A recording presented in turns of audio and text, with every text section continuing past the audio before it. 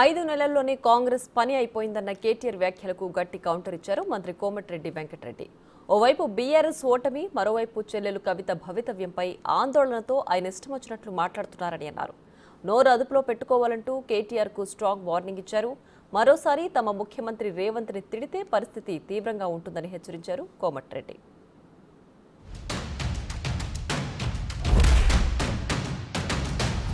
5 నెలల్లోనే 5 సంవత్సరాల అపఖ్యాతిని ముందగట్టుకున్న ప్రభుత్వం రేవంత్ రెడ్డి గారి ప్రభుత్వం.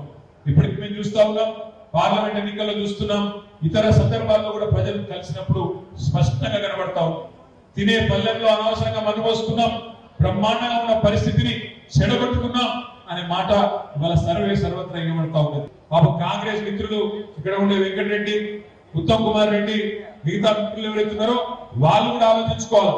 ఇట్లాంటి చీటర్లకు, బ్లాక్ మెయిల్లకు సపోర్ట్ చేస్తే రేపు మీకే ఎసరు పెడతారనే మాట కూడా వారికి కూడా విజ్ఞప్తి చేస్తా ఉన్నాం. ఎన్నికల రిజల్ట్ ఇంకా 5వ తారీఖు 4వ తారీఖు కంప్లీట్ అవుతుంది.